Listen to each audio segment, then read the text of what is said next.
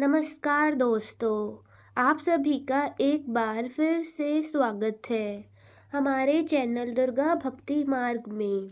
आज मैं आप सभी को सुनाऊंगी जितिया व्रत की कथा। बहुत समय पहले की बात है।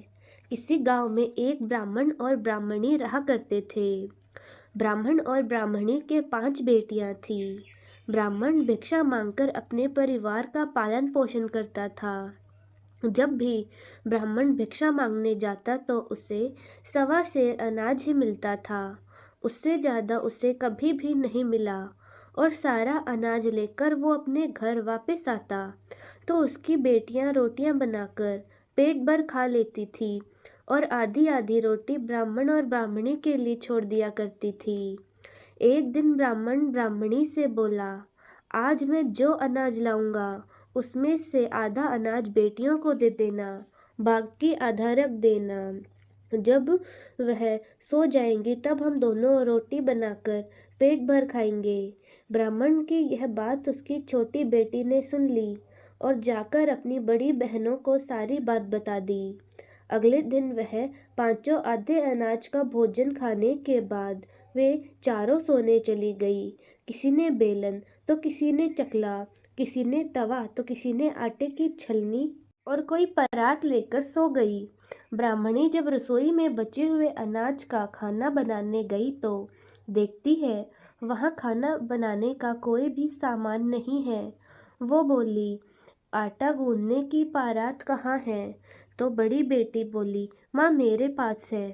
ब्राह्मणी बोली, आटा छानने की छलनी कहाँ है? दूसरी बेटी बोली, माँ मेरे पास है।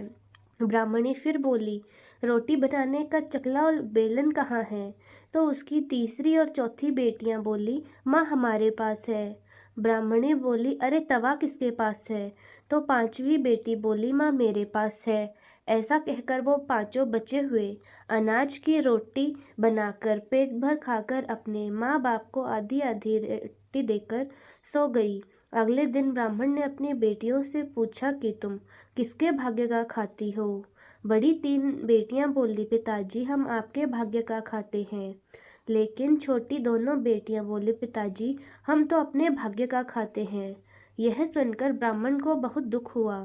वह सोचने लगा, दिन रात जागकर मैं इनके लिए भिक्षा मांग कर लाता हूँ, तब भी ये खाना खाती हैं और फिर भी ऐसा कह रही हैं कि हम अपने भाग्य का खाती हैं। इस बात से ब्राह्मण नाराज हो गया और अगले दिन अपनी दोनों छोटी बेटियों से बोला, चलो मैं तुम्हारे मामा के घर ले चलता हूँ। ब्राह्मण दोनों बेटियों को अपने साथ लेकर चल दिया। घने जंगल में पहुंचकर उन दोनों को एक आम के पेड़ के नीचे बैठाकर कहता है, तुम यहाँ बैठो मैं पानी लेकर आता हूँ। दोनों बेटियों को वहाँ बिठाकर ब्राह्मण वापस अपने घर आ जाता है। धीरे धीरे रात होने लगती है तो वो दोनों डरने लगती हैं। तभी उस आम के पेड़ से 2 बंदर उतर कर आते हैं। बंदरों को देखकर वो दोनों डर जाती हैं। बंदर इनसे कहते हैं, तुम दोनों इतनी रात को यहाँ क्या कर रही हो? वो बोली, हमारे पिताजी हमें यहाँ बिठा कर गए हैं, अब वह अभी आते ही होंगे। बंदर बोले, यहाँ पर रात को जंगली जानवर आते हैं और वो तुम्हें खा जाएंगे। चलो तुम दोनों हमारे साथ सामने वाली गुफा में वहाँ रात बिता लेना। दोनों बहनें बंदरों के साथ गुफा में चली गई। अंदर जाकर वो देखती हैं कि गुफा के अंदर एक बहुत बड़ा महल है। चारों तरफ हीरे मोती जगमगा रहे हैं, सोना चांदी पड़ा है। ये देखकर वो दोनों बंदरों से पूछने लगी, आप कौन हो? तब बंदरों ने उन्हें बताया कि हम दोनों राजकुमार हैं। एक साधु ने हमें श्राप दिया था जिसके कारण हम बंदर बन गए और हमारा नगर जंगल के नीचे धरती में समा गया।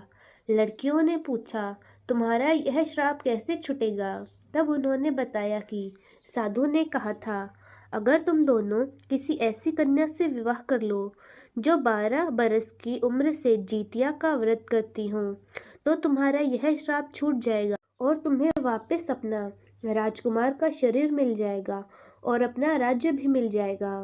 वे दोनों लड़कियां उन बंदरों से शादी करने को तैयार हो गई। शादी होते ही वो दोनों बंदर राजकुमार बन गए और वो दोनों बहनें राजकुमारी बनकर रहने लगी। कुछ समय बाद जीवित पुत्रिका का व्रत आया। दोनों बहनों ने जितिया का व्रत किया। जोतवाहन भगवान के आशीर्वाद से जंगल की जगह उन दोनों भाइयों का महल वापस आ गया। यह देखकर राजकुमार बहुत खुश हुए और समझ गए कि जोतवाहन भगवान की कृपा से हमारा राजपाट, धन दौलत आदि सब वापस आ गया। दूसरी तरफ ब्राह्मणी को अपनी बेटियों की याद आई तो वह ब्राह्मण से बोली, पूरे 2 साल हो गए बेटियों को उनके मामा के घर गए हुए, जाकर वापस ले आओ। ब्राह्मण मन में सोचने लगा कि अब तक तो उन दोनों को जानवर खा गए होंगे। ब्राह्मणी की बात सुनकर वह जंगल की ओर चल पड़ा। आगे जाकर देखा कि जंगल की जगह एक सुंदर महल खड़ा है। वहाँ आसपास में लोगों से पूछा तो उन्होंने बताया कि 2 लड़कियों के जितिया व्रत के प्रभाव से यह राज्य और राजकुमार वापस आ गए।